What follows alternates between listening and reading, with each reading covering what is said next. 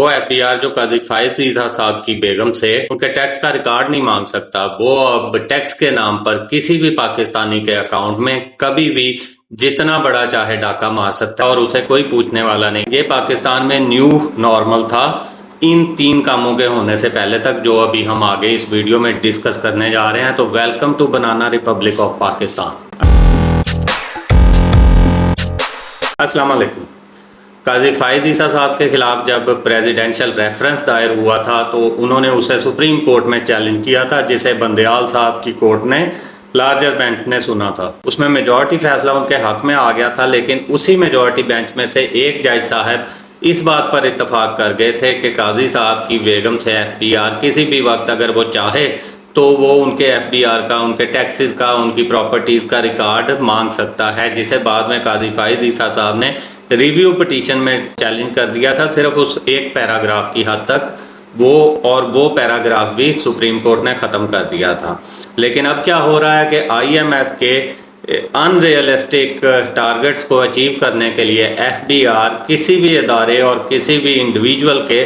Bank account تک access حاصل کر چکا ہے، اور جب دل چاہتا ہے، جس کے اکاؤنٹ سے دل چاہتا ہے، جتنی اماؤنٹ چاہتے ہیں وہ نکال لیتے ہیں۔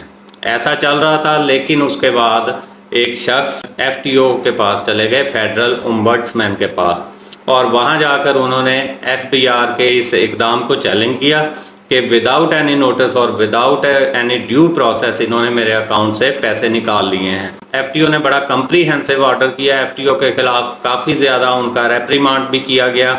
اور اسی کے نتیجے میں پھر ایف بی آر کو آفیشلی ایک نوٹس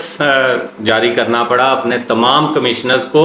کہ وہ کوئی بھی ڈیو پروسیس کے بغیر کسی کے بینک اکاؤنٹ تک ایکسیس حاصل نہ کریں اور کسی کے بینک اکاؤنٹ سے پیسے نہ لیں۔ لیکن کیونکہ یہ پاکستان ہے اور یہاں قانونی آرڈرز کو ماننے کا رواج تھوڑا کم ہی ہے، تو کسی نے اس پر کان نہیں دھرے اور یہ سلسلہ جاری رہا۔ اور ایون اس ایف ٹی او کے آرڈر آنے کے بعد بھی، اس نوٹیفکیشن ایف بی آر کی طرف سے جاری ہونے کے باوجود، اور ایون اس ایف ٹی او کے آرڈر اور ایف بی آر کے اپنی جانب سے ایک نوٹیفکیشن جاری کرنے کے باوجود جب یہ سلسلہ جاری رہا اور اس کے بعد لوگوں نے اس کی بیسس پر اپنا ریفنڈ کلیم کرنا شروع کیا، تو اگین ہراسمنٹ شروع ہو گئی، لیکن ان ڈیفرنٹ مینر،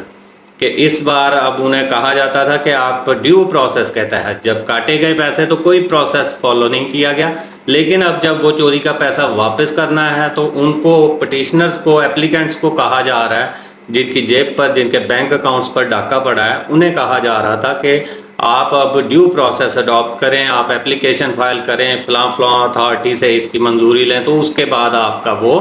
پیسے آپ کو واپس کیے جائیں گے۔ تو اسی سلسلے میں آئس کو، اسلام آباد الیکٹرک پاور سپلائی کمپنی ہے، اس کا بھی اکاؤنٹ سے اسی طرح سے ڈیڈکشن کی گئی تھی ایف بی آر کی جانب سے، تو وہ چلے گئے اسلام آباد ہائی کورٹ میں۔ اسلام آباد ہائی کورٹ نے بڑا کمپریہنسو آرڈر جاری کیا اس کے اوپر، اور کافی لتاڑا ہے ایف بی آر کو، واضح قسم کی ڈائریکشن دی ہے کہ آپ کے اپنے نوٹس ایشو ہونے کے باوجود اس پر عمل درآمد کیوں نہیں ہو رہا، اور اس کیس میں عمل درآمد کیوں نہیں کیا گیا، اس کی آپ پراپر انویسٹیگیشن کریں اور ایکشن لیں ان لوگوں کے خلاف جو اس قسم کی ایکسرسائز کر رہے ہیں۔ اس لیے اگر آپ کے ساتھ ایسا کوئی واقعہ ہوا ہے اور آپ کو اس ہراسمنٹ کا سامنا ہے، تو آپ ان ججمنٹ کے ریفرنس استعمال کرتے ہوئے اپنے علاقے کے ایف ٹی او یا اپنی ہائی کورٹ میں کیس دائر کر سکتے ہیں۔ ملتے ہیں نیکسٹ ویلاگ میں، تب تک کے لیے اپنا خیال رکھیے گا اور اپنے اس چینل کا اللہ حافظ۔